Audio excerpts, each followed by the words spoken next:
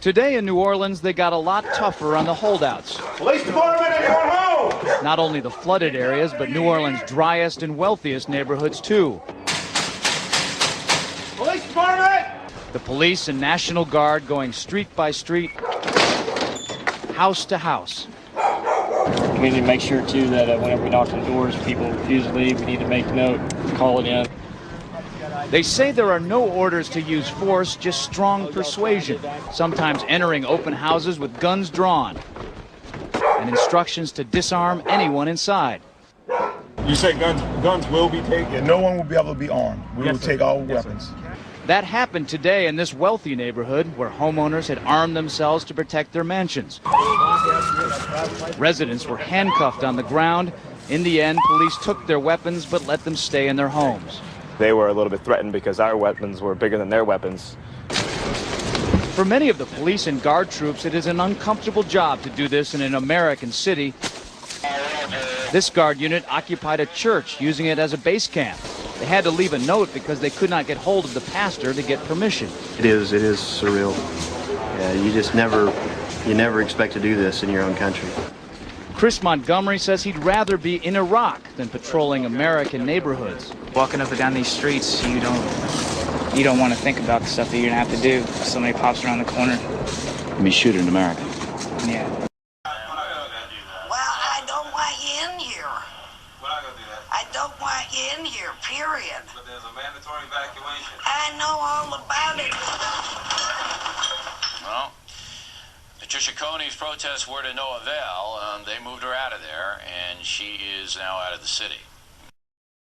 No one will be able to be armed. We will take all weapons.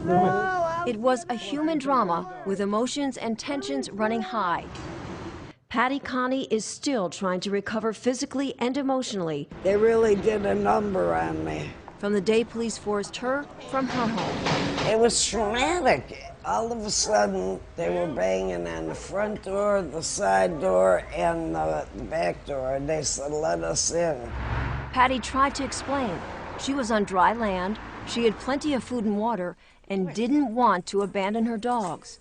But it didn't matter. If you see 6 or 8 police that look like linebackers pushing you in a corner, you're in shock. I'm saying, look at all my food. I got plenty of food. They kept pushing me back,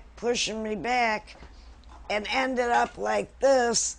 Then, Patty showed them a small revolver she was carefully holding in the palm of her hand. A camera crew was there to capture what unfolded next.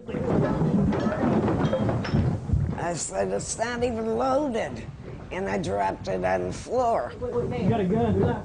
Well, they punched me in the face. Look at my black and blue marks. Look at what they did to me. They dragged me out of here. I really thought they were going to kill me. I really did. We were coming back across the lake is when we got stopped by Coast Guard and St. Tammany Sheriff's Department and the National Guard by gunpoint. We had identification. We were coming back from a house that we were taking the weapons out of so criminals wouldn't break in and steal them. And we've had policemen tell us that that's what they wanted us to do, but not the sheriff in St. Tammany. They just wanted to confiscate them from us. We felt like criminals at the time when they come up to us with M16s or AR-15s, whatever it was, but there was 4 of them with rifles and holding on us with our hands in the air until they got in our boat. So they got on the boat and they asked us, do you have any loaded weapons? Yes, we do. They're in the 2 back compartments. Wayne went to show them where the gun was, and he screams, don't touch it, don't even move, I'll get it. I felt like it was un-American and then we had been violated when they took like I say, we were shell-shocked. We were just sitting around looking at each other and said, we just got our guns taken away from them. They took them. And they didn't have a right to take them. They didn't have a reason to take them. That was the thing. We did nothing wrong.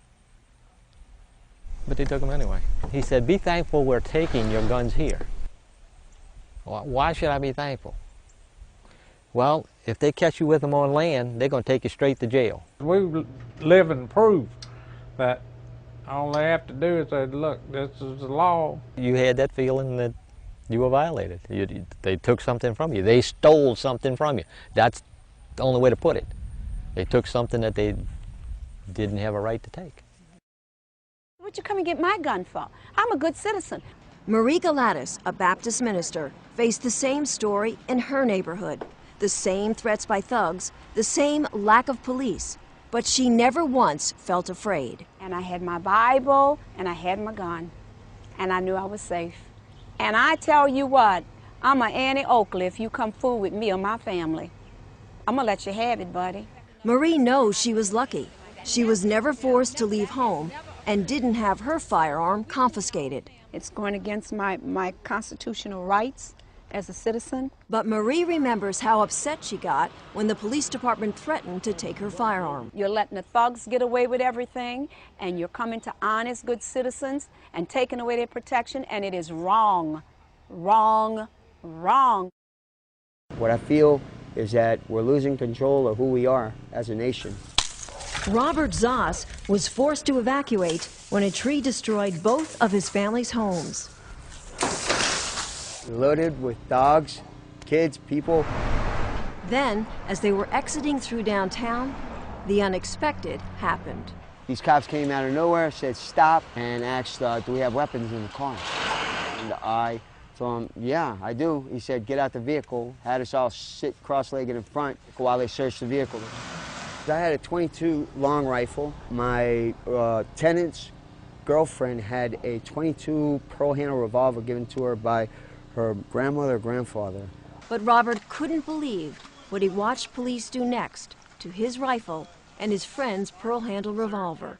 I saw them smash her gun given to her by grandmother, grandfather, just against the curb. The other things that they busted up, the .22 rifle they busted up, these were police officers that went too far. We didn't have any rights. I mean, they treated us like criminals. They treated us like if we were in a third world country. I was scared because these guys weren't doing it by the book. There was mayhem. New Orleans police did not have control of the city anymore. So the only plan they thought, I guess, was to take the guns away from the people. Heed the warning of what this was. You know, this is like Australia. All of a sudden, boom, they got our rights.